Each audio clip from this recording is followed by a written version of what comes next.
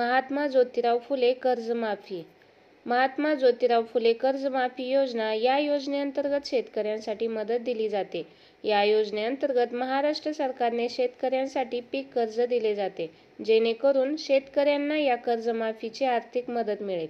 या योजनेअंतर्गत कर्ज दिले जाते त्या कर्जाची वेळेवर परतफेड करावी लागते.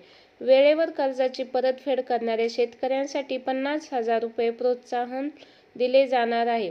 पात्र शेतकऱ्यांना लाभ घेण्यासाठी सरकारने 1,000 कोटी रुपये इतकी रक्कम महात्मा ज्योतिबा फुले शेतकरी कर्जमुक्त योजनेअंतर्गत 2019 अंतर्गत प्रोत्साहनपर लाभ योजना अर्थसहाय्य वितरित करण्यास शासनाने मान्यता दिलेली आहे.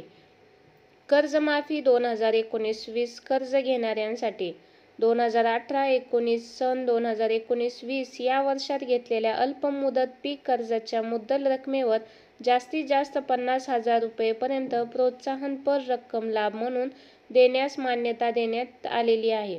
पण मात्र मागच्या 3 वर्षात घेतलेल्या कर्जाची परतफेड केली असल्यास अल्पमुदत पीक कर्जाची रक्कम 50,000 पेक्षा कमी असल्यास अशा शेतकऱ्यांना त्यांनी मागील घेतलेल्या वर्षात प्रत्यक्ष घेतलेल्या अल्पमुदत पीक कर्जाच्या मुद्दलाच्या रकमेइतकी प्रोत्साहनपर लाभ देण्यास मान्यता देण्यात आलेली आहे.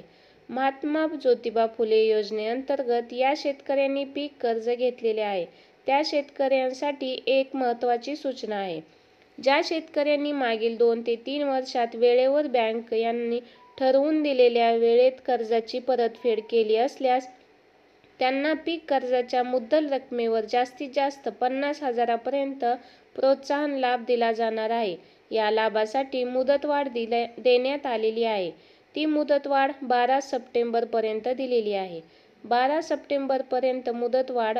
कर्जमाफी प्रोत्साहनपर लाभ देताना वैयक्तिक शेतकरी विचारात घेऊन अनेक बँकांकडून घेतलेल्या अल्पमुदत पीक कर्जाच्या परतफेडीची एकत्रित रक्कम विचारात घेऊन 50,000 रुपये कमाल मर्यादित प्रोत्साहनपर लाभ रक्कम निश्चित करण्यात आलेली आहे.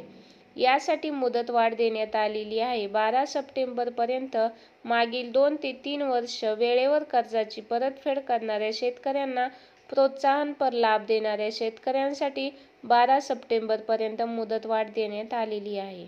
धन्यवाद.